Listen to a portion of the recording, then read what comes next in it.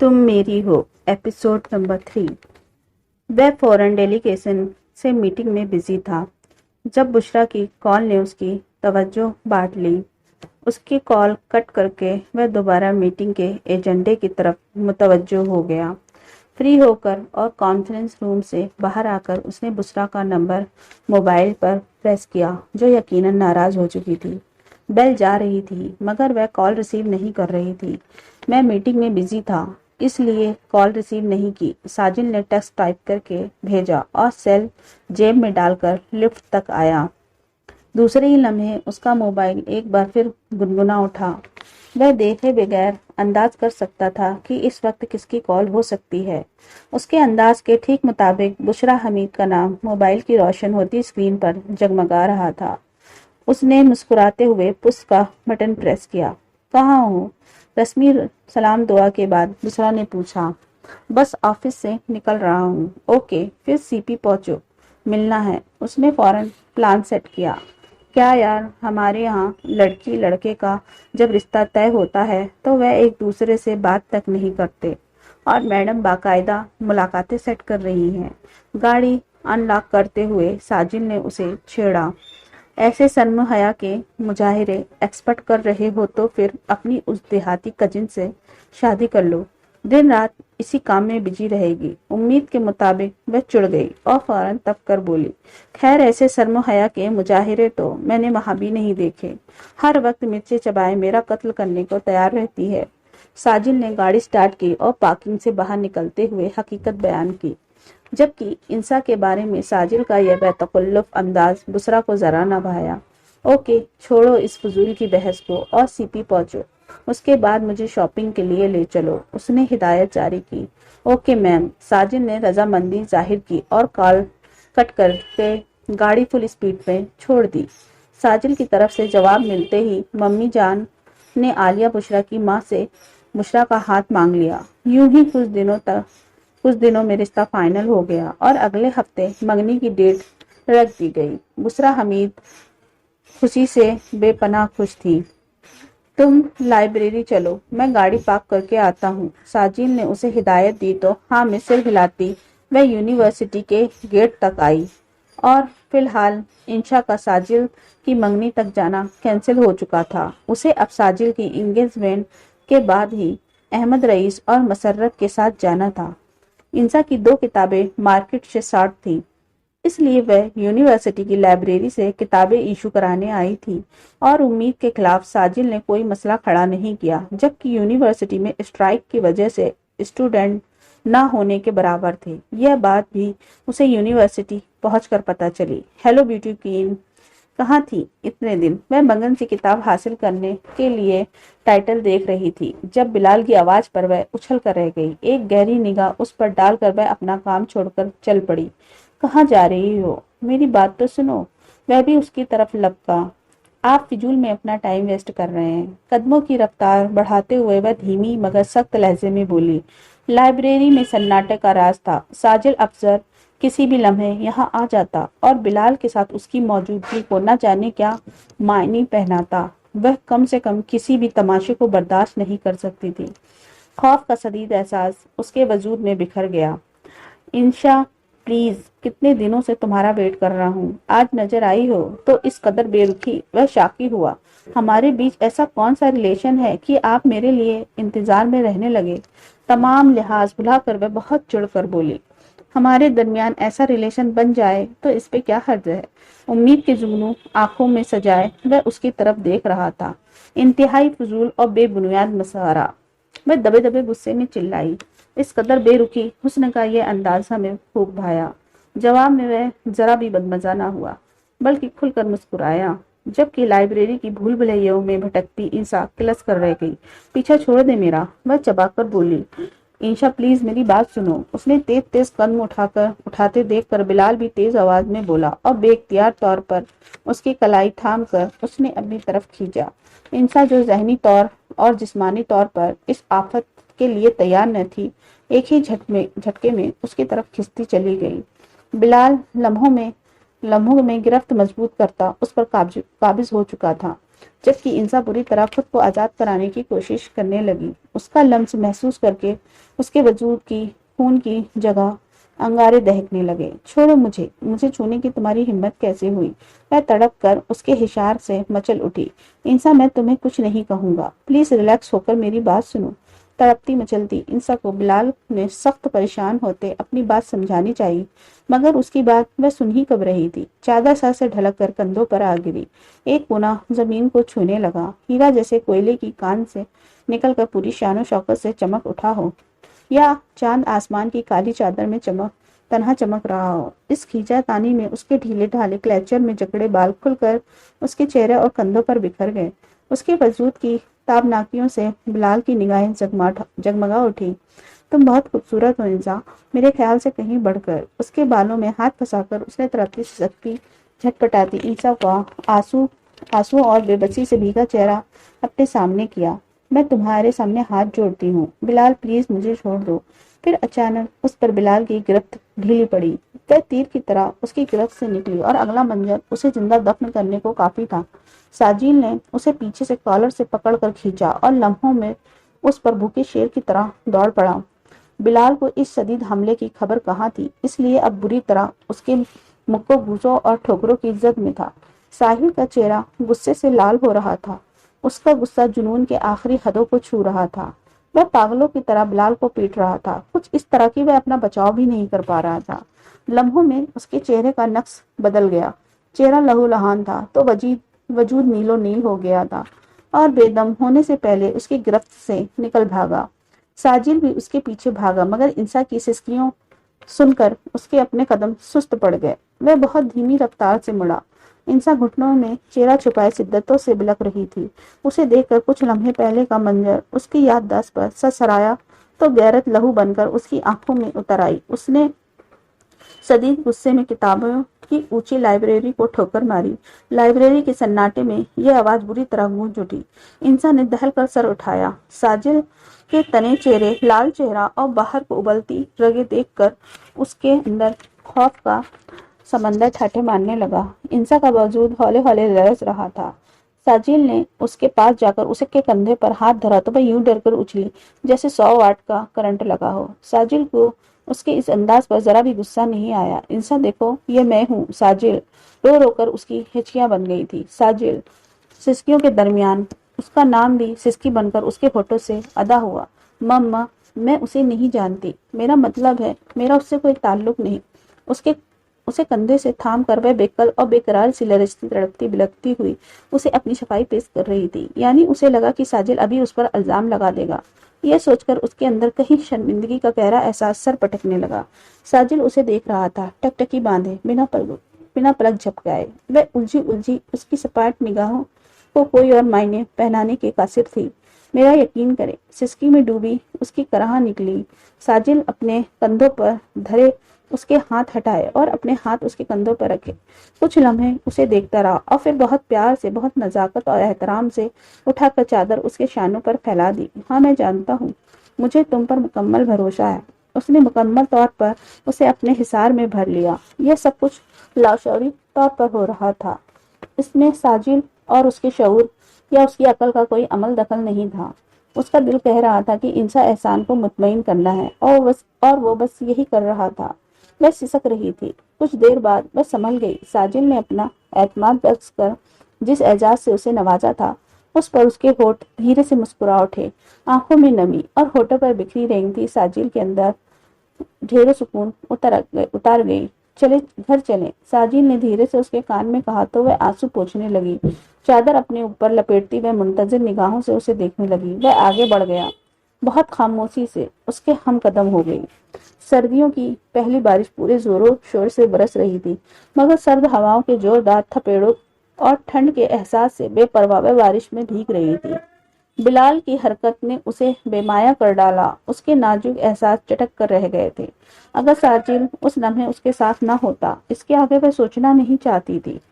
اپنی پاکیزگی اور عزت کو کیچڑ میں ڈوبنے کا سوچ کر ہی اس کی روح کانپ اٹھتی، اس کا وجود ٹھنڈا ہونے لگتا اور ساجل وہ کیا سمجھا اس سب سے؟ ایک مرد کے ہاتھوں ایک مرد کے سامنے رسوائی اور ذلت اسی کے نصیب کا حصہ کیوں بنی؟ اس کے سامنے جانے کیا احساس ہی اس کے وجود میں پانی بن کر بہنے لگتا۔ ان جان لیوا اور دردناک لمحوں کو وہ لاکھ کوشش کے باوجود اپنے دماغ سے جھٹک نہیں پا رہی تھی۔ چاروں طرف وحشتوں کے درد بھرے احساسات بسیرا کیے بیٹھے تھے۔ قطرہ قطرہ رستی بارش اسے سر سے پیر تک بھگو گئی، مگر اس کے احساس کا دامن تو خالی تھا، پیاسا بے اطمینان۔ پورٹیکو میں گاڑی کھڑی کرتے ساجل کو ٹیرس پر کین کی چیئر پر بیٹھے وجود پر انسا کا گمان گزرا۔ ساجل نے وہیں سے اسے اندر جانے کا اشارہ کیا۔ ٹھنڈ کا شدید احساس ہڈیوں میں گھس رہا تھا، مگر دوسری طرف سے کوئی رسپانس نہیں ملا۔ اف، کس قدر ضدی لڑکی ہے، میں نے اپنی زندگی میں نہیں دیکھی، وہ من ہی من میں بڑبڑایا۔ بے وقوف، یہ بارش میں بھیگنے کا کون سا موسم ہے؟ تیزی سے بھاگتا وہ لاؤنج میں داخل ہوا۔ ماہین، ماہین کہاں ہو؟ اس نے آتے ہی ہڑبونگ مچا دی۔ ساجل نے اپنے کپڑے دیکھے جو اتنا سا فاصلہ طے کرنے میں بھی اچھے خاصے بھیگ چکے تھے۔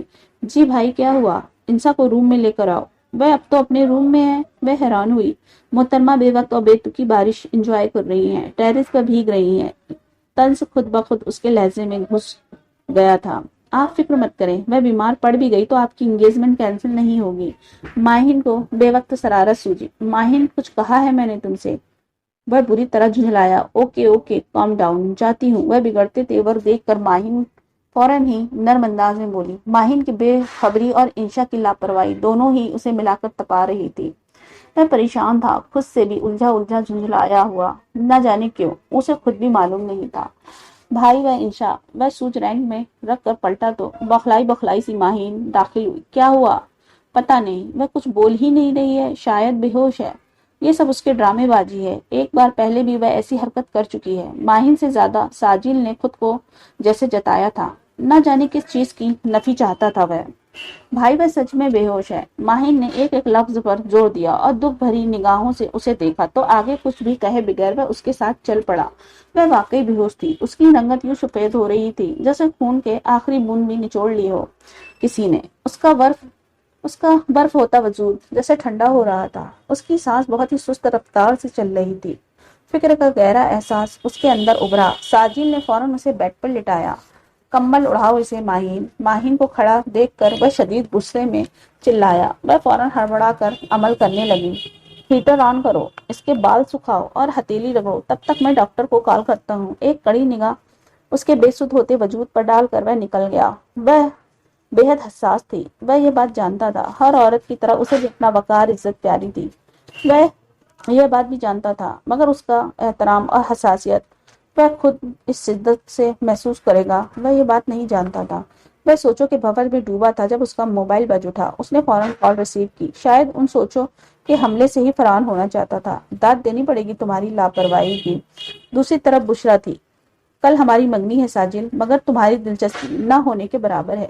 کیا مطلب؟ میں نہ سمجھی کے عالم میں بولا۔ تمہارا دھیان کدھر ہے؟ میں کہہ رہی ہوں کہ مجھے ڈریس سلیکٹ کرنے میں ہیلپ کرو نا۔ وہ لمحوں میں تپی جو لگاتار بول رہی تھی، مگر وہ دھیان ہی نہیں دے رہا تھا۔ مما ہے نا تمہارے ساتھ؟ ہاں ہیں، لیکن بارش کی وجہ سے میں نے انہیں ڈرائیور کے ساتھ گھر بھیج دیا ہے۔ میں اکیلی بوتیک سینٹر پہ ہوں، مجھے تم پک کر لو۔ اوکے، اس نے کہا اور کال کٹ دی۔ کچھ ہی دیر میں مما جان آ گئی تو وہ روانہ ہو گیا۔ کیسی طبیعت ہے انشا کی؟ وہ کافی دیر سے گھر لوٹا، ڈاکٹر چیک اپ کر رہے ہیں۔ انسا کو مما جان کے حوالے کر کے وہ بشرا کو پک اپ کر کے لے جانا پڑا۔ ہوش تو آ گیا ہے لیکن ٹھنڈ لگ گئی ہے، تیز بخار میں تپ رہی ہے۔ ماہین کے ساتھ اوپر ہے، پتہ نہیں کیا بات ہے، کل سے بہت گمسم اور پریشان سے لگ رہی تھی۔ مما جان میں دیکھتا ہوں۔ ایک منٹ ساجل، کل تم اسے لائبریری لے کر گئے تھے، کوئی جھگڑا تو نہیں کیا تم نے اس کے ساتھ؟ مما جان پلیز بس کریں، آپ کا بیٹا اتنا بھی برا نہیں ہے کہ ایک کمزور سی لڑکی سے دشمنی پال لے۔ اس نے جھنجھلا کر کہا۔ ٹھیک ہے بیٹا، میں سمجھ گئی، بٹ پلیز یوں ہائپر مت ہو۔ انہوں نے محبت سے اس کا گال سہلایا جو پہلے ہی کچھ ستا ہوا لگ رہا تھا۔ اچھا بتاؤ، بشرا کی شاپنگ ہو گئی؟ انہوں نے ٹاپک بدلا۔ جی، لگتا ہے میرا بیٹا کافی تھک گیا ہے، چینج کر کے آرام کرو، کل آپ کی انگیجمنٹ ہے۔ میں چاہتی ہوں میرا بیٹا بہت خوبصورت لگے، تھکاوٹ یا ٹینشن کے ذرا سے آثار بھی اس کے چہرے پہ نہ ہو۔ مما جان نے کہا اور اس کے ماتھے کو چوم لیا۔ گڈ نائٹ موم۔ وہ مسکراتا ہوا پلٹ گیا۔ انسا کے کمرے کی لائٹ آن دیکھی تو اس کی طبیعت پوچھنے کی غرض سے وہ اندر چلا آیا۔ اس نے شانوں پر سیاہ شال لپیٹ رکھی تھی اور پورا وجود کمبل سے ڈھکا تھا۔ وہ تکیوں کے سہارے بیٹھی تھی۔ اس کے بال بغیر سلجھائے اور کندھوں پر پڑے تھے۔ بخار کی تیزی سے چہرہ دہک رہا تھا، انگارہ ہو رہا تھا۔ سیاہ گھنی پلکوں کی جھالر آنکھوں پر گری تھی۔ ماہین کے کچھ پوچھنے پر وہ اپنا بےحد گلابی نچلا ہونٹ دانتوں تلے دبا کر چھوڑتی۔ ساجل افسر اسے دیکھ رہا تھا۔ ماہین اسے بڑی مشکل سے سوپ پلانے پر رضامند کر سکی۔ وہ اس کی ہر حرکت نوٹ کر رہا تھا۔ جب وہ اسے چھوڑ کر گیا تو وہ ہوش سے بیگان تھی۔ اب وہ تھوڑی ٹھیک تھی۔ اس کا دل خوشی سے بھرا جا رہا تھا۔ ایک انچاہا احساس سینے میں اٹکیلیاں کرتا پھر رہا تھا۔ اس کے اندر چٹکیاں بھر رہا تھا۔ اس کی خیریت پوچھنے کی بجائے وہ مطمئن سا پلٹ آیا۔ نہ جانے کیوں؟ کیا ہوا ہے میری بیٹی کو؟ جب سے شہر سے آئی ہے اداس اور خاموش سی ہے۔ انسا کو واپس لوٹے آج تیسرا دن تھا، مگر اس کے چہرے پر تازگی اور مسرت کا کوئی احساس باقی نہ تھا۔ رات کے کھانے پر اسے خاموشی سے پلیٹ میں چمچہ چلاتے دیکھ کر اس کی خاموشی کو احمد رشید نے شدت سے محسوس کیا۔ ایسا تو کچھ نہیں ہے بابا، وہ پھیکی سی ہنسی ہنس دی۔ ماحول کا اثر ہے احمد، آپ بیکار میں پریشان ہو رہے ہیں۔ کافی بدلے ماحول سے واپس آئی ہے تو ایڈجسٹ ہونے میں کچھ وقت لگے گا۔ مسرت نے فوراً اس کا بچاؤ کیا۔ پرندہ کہیں بھی چلا جائے اپنے اصل کی طرف لوٹنے کے لیے وہ اپنی اڑان نہیں بھول جاتا۔ مسرت بیگم، اگر ہمیں معلوم ہوتا اے بی سی کے یہ 2 لفظ سیکھنے کے بعد ہم اپنی بیٹی کی مسکراہٹ کو بھی ترس جائیں گے تو ہم اسے کبھی خود سے دور نہ بھیجتے۔ ایسی بات نہیں ہے بابا، میرے لیے آپ دونوں سے بڑھ کر کوئی نہیں۔ آپ کسی بھی رشتے کا بدل نہیں ہو سکتے۔ وہ پہلے ہی بری طرح ڈسٹرب تھی۔ اس پر احمد رئیس کے شکوے نے اسے سر سے پیر تک احساسات میں بھگو دیا۔ وہ تڑپ کر ان کے پاس آئی اور گھٹنے کے قریب بیٹھ کر بھررائی ہوئی آواز میں بولی، آپ شاید غلط سمجھی ہیں انسا، ہم نے آپ سے ایک عہد مسکراہٹ کی خواہش کی تھی، نہ کہ آنسوؤں کی۔ اسے محبت سے لپٹتے ہوئے وہ ہلکی سی مسکراہٹ کے ساتھ بولے تو وہ اور تیزی سے رو پڑی۔ میں نے آپ کو بہت مس کیا بابا، بس بابا کو کیا، ماما کو نہیں۔ اس کے کندھے پر ہاتھ رکھ کر مسرت نے اس کی توجہ بانٹنی چاہی، جسے یوں رونے سے وہ خود بے چین سی ہو اٹھی تھی۔ مما، احمد رئیس کو چھوڑ کر وہ ان سے لپٹ گئی تو مسکراہٹ ایک دم اس کے ہونٹوں پر رینگ گئی۔ میری بیٹی تو بہت بہادر ہے نا؟ اس سے الگ کرتے انہوں نے محبت سے پوچھا تو وہ فوراً ہاں میں سر ہلایا۔ اب یہ آنسو پوچھیے اور بابا کو اپنے پیارے ہاتھوں سے ادرک والی چائے پلائیے۔ انہوں نے فرمائش کی تو وہ آنسو رگڑتی کچن کی طرف بڑھ گئی۔ چائے بناتے ہوئے کسی کی کافی بنانے پر پلائی گئی زبردست ڈانٹ ذہن کے پردے پر سرسرائی تو اس کی آنکھیں ایک بار پھر بھیگ گئیں۔ ماہین ایک کپ چائے دھپ سے صوفے پر گرتے ہوئے اس نے ٹائی کی ناٹ ڈھیلی کی اور سر صوفے کی بیک سے ٹکا کر آنکھیں موند لی۔ انسا، میں تم سے بعد میں بات کرتی ہوں۔ ماہین شاید انسا سے بات کر رہی تھی۔ اس کے آرڈر پر کالز کا سلسلہ روک کر وہ کچن کی طرف بڑھ گئی۔ اس کی منگنی کے فوراً بعد وہ اپنے ماں باپ کے ساتھ افضل ولا سے رخصت ہو کر طبیعت خرابی کی وجہ سے وہ اس کی منگنی کے پروگرام میں بھی شامل نہیں ہو سکی۔ جب سے وہ گئی تھی بے نام سی اداسی اس کے دل میں گھر کر گئی تھی۔ اس کے نام کی پکار نے اس کے وجود کو اور زیادہ تھکا دیا تھا۔ دل میں عجیب سی خواہشیں امڑ رہی تھی جن کو ماننے سے وہ انکاری تھی، جس میں صرف فرار چاہتا، صرف فرار۔ کیا ہوا ساجل؟ میں دیکھ رہی ہوں کچھ دنوں سے آپ کافی اپسیٹ لگ رہے ہیں۔ ماما جان اس کے قریب صوفے پر بیٹھ کر مخاطب ہوئی تو اس کی سوچوں کی لڑی ٹوٹ کر بکھر گئی۔ اس نے چونک کر ماما کو دیکھا۔ کچھ نہیں، بس ورک لوڈ بڑھ گیا ہے، تھکاوٹ ہو جاتی ہے، چائے کے ساتھ ٹیبلٹ لوں گا تو ٹھیک ہو جاؤں گا۔ انہیں مطمئن کرنے کے لیے وہ زبردستی مسکرایا۔ Are you sure? انہوں نے بے یقینی سے اسے دیکھا، جیسے اس کے جواب پر اطمینان نہ ہوا ہو۔ 100%۔ ان کے کندھے کے اوپر بازو پھیلا کر اس نے کہا تو وہ ایک دم سے مسکرا دی۔ ماہین سے کہیے گا کوئی پین کلر ہو تو لیتی آئے، میں کچھ دیر ریسٹ کروں گا، ڈنر کے لیے مت بلائیے گا۔ اس نے کہا تو ماما نے ہاں میں سر ہلا دیا۔ پھر کپڑے چینج کیے بغیر وہ لاؤنج سے اٹھا اور لائٹ بند کر کے بیڈ پر لیٹ گیا۔ آنکھیں بند کرتے ہی چھم سے آنکھوں میں انسا کا انسا احسان کا خوبصورت چہرہ آ گیا۔ وہ بے بس ہو کر آنکھیں کھول دی۔ اس نے بے بس ہو کر آنکھیں کھول دی اور اٹھ بیٹھا۔ اس نے سر ہاتھوں پر گرا کر اس کے بارے میں کچھ بھی سوچنے سے خود کو دور رکھنا چاہا۔ ساجن میرا یقین کرے، اس کی شدتوں سے لبریز آواز اس کے کانوں میں گونج اٹھی تو وہ بری طرح بے چین ہو اٹھا۔ سلیپرز پاؤں میں ڈال کر وہ ٹیرس پر آ گیا۔ بے چینی تھی کہ بڑھتی جا رہی تھی۔ اداسی اور بے کلی حد سے بڑھی ہوئی تھی اور اگلے ہی لمحے اس کی انگلیاں انسا احسان کا نمبر ڈائل کر رہی تھی۔ بھلا کیوں؟ انسا، وہ اپنے کمرے کی طرف بڑھی جب مما جان نے اسے پکارا۔ جی مما، وہ پلٹی۔ ماہین آپ سے بات کرنا چاہتی ہے۔ اس کا سل مما کے ہاتھ میں تھا۔ شاید وہ لاؤنج میں نہیں تھی، اس لیے مما نے کال ریسیو کی تھی۔ اوکے، اس نے کہا اور سیل تھام کر اپنے کمرے پر آ گئی۔ آئی مس یو سو مچ، اس نے چھوٹتے ہی کہا۔ آئی مس یو ٹو۔ دوسری طرف سے بھاری گمبھیر مردانہ آواز اس کے کانوں سے ٹکرائی تو اس کی بولنے کی طاقت جیسے چھن گئی ہو، جبکہ دوسری طرف اس کی آواز ساجل کے جلتے تن بدن پر ٹھنڈی فوار کی طرح برسنے لگی۔ اتنے دنوں کی تکلیف اور بے نام سی اداسی لمحوں میں ڈھلنے لگی۔ آپ، اس کی آواز لڑکھڑائی۔ ساجل کی آواز پہچاننے میں اسے ایک لمحہ ہی تو چاہیے تھا۔ کیوں میں نہیں ہو سکتا؟ وہ کیوں چہک رہا تھا جیسے دونوں میں برسوں کا یارانہ ہو۔ نہیں، وہ ابھی تک حیران پریشان تھی۔ ساجل افضل کا کال کرنا ایک غیر یقینی بات ہی تھی۔ جب دونوں کے بیچ تعلق بھی کبھی خوشگوار نہ رہے تھے، اس کا حیران ہونا ایک نیچرل سی بات تھی۔ کیا مطلب ہے؟ دوسری طرف یقیناً اس کی گھبراہٹ سے مزہ لے رہا تھا۔ مطلب مما تو کہہ رہی تھی ماہین، تو پھر آپ؟ وہ ہوش میں لوٹی تو بولی، میں نے ہی آنٹی سے جھوٹ بولا تھا۔ ایکچولی میں ہی بات کرنا چاہتا تھا، اگر ڈائریکٹ کرتا تو شاید تم فوراً انکار ہی کر دیتی۔ اس نے صاف صاف کہا۔ کیا اس جھوٹ کی وجہ جان سکتی ہوں؟ وہ حیرانگی سے بولی۔ بالکل، تو بتائیں۔ وہ اچھی خاصی چڑ کر بولی۔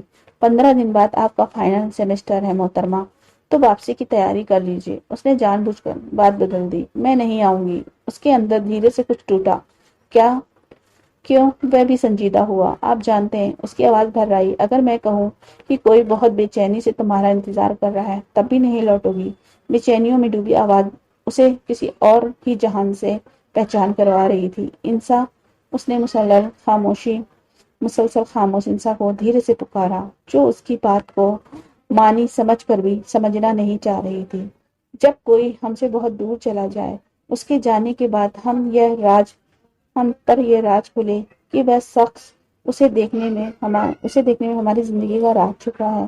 ایسا انسان جسے ہر وقت ساتھ دیکھنے کی آرزو بیکل رکھے، جسے ہم ہر لمحہ انتظار میں رہیں، جس کے ہونے سے زندگی مکمل اور کائنات رنگین اور پرکیف لگے، جس کے نہ ہونے سے زندگی ادھوری، کائنات پھیکی لگے، اور جس کے پا لینے کا احساس روح کو شراشر رکھے اور کھونے کا ڈر روح کو کھینچ لے، تو ایسے احساسات کو کیا نام دیں گے؟ آیوشو، انہوں نے بے یقینی سے اسے دیکھا، جیسے اس کے جواب پر اطمینان نہ ہوا ہو۔ 100%۔ ان کے کندھے کے اوپر بازو پھیلا کر اس نے کہا تو وہ ایک دم سے مسکرا دی۔ ماہین سے کہیے گا کوئی پین کلر ہو تو لیتی آئے، میں کچھ دیر ریسٹ کروں گا، ڈنر کے لیے مت بلائیے گا۔ اس نے کہا تو مما نے ہاں میں سر ہلا دیا۔ پھر کپڑے چینج کیے بغیر وہ لاؤنج سے اٹھا اور لائٹ بند کر کے بیڈ پر لیٹ گیا۔ آنکھیں بند کرتے ہی چھم سے آنکھوں میں انسا احسان کا خوبصورت چہرہ آ گیا۔ وہ بے بس ہو کر آنکھیں کھول دی۔ اس نے بے بس ہو کر آنکھیں کھول دی اور اٹھ بیٹھا۔ اس نے سر ہاتھوں پر گرا کر اس کے بارے میں کچھ بھی سوچنے سے خود کو دور رکھنا چاہا۔ ساجن میرا یقین کرے، اس کی شدتوں سے لبریز آواز اس کے کانوں میں گونج اٹھی تو وہ بری طرح بے چین ہو اٹھا۔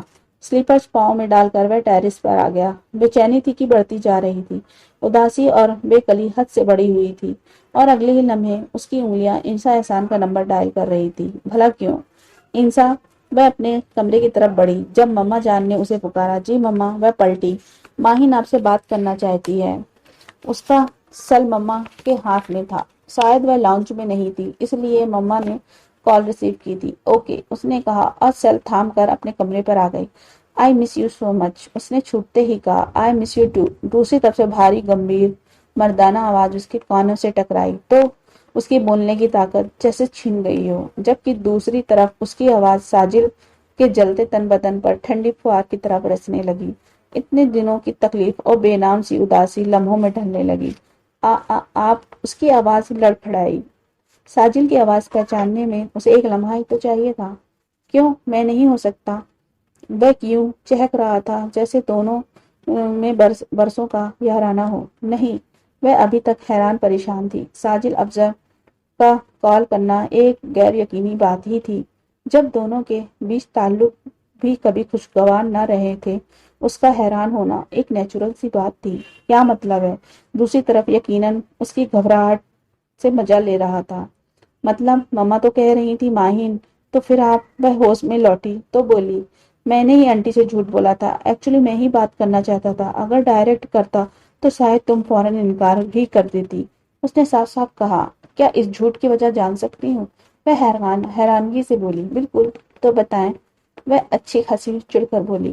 15 دن بعد آپ کا فائنل سیمسٹر ہے محترمہ، تو واپسی کی تیاری کر لیجیے۔ اس نے جان بوجھ کر بات بدل دی۔ میں نہیں آؤں گی۔ اس کے اندر دھیرے سے کچھ ٹوٹا۔ کیا؟ کیوں؟ وہ بھی سنجیدہ ہوا۔ آپ جانتے ہیں، اس کی آواز بھر آئی، اگر میں کہوں کہ کوئی بہت بے چینی سے تمہارا انتظار کر رہا ہے، تب بھی نہیں لوٹو گی؟ بے چینیوں میں ڈوبی آواز اسے کسی اور ہی جہان سے پہچان کروا رہی تھی۔ انسا، اس نے مسلسل خاموش انسا کو دھیرے سے پکارا، جو اس کی بات کو معنی سمجھ کر بھی سمجھنا نہیں چاہ رہی تھی۔ جب کوئی ہم سے بہت دور چلا جائے، اس کے جانے کے بعد ہم پر یہ راز کھلے کہ وہ شخص اسے دیکھنے میں ہماری زندگی کا راز چھپا ہے۔ ایسا انسان جسے ہر وقت ساتھ دیکھنے کی آرزو بیکل رکھے، جسے ہم ہر لمحہ انتظار میں رہیں، جس کے ہونے سے زندگی مکمل اور کائنات رنگین اور پرکیف لگے، جس کے نہ ہونے سے زندگی ادھوری، کائنات پھیکی لگے، اور جس کے پا لینے کا احساس روح کو شراشر رکھے اور کھونے کا ڈر روح کو کھینچ لے۔ تو ایسے احساسات کو کیا نام دیں گے؟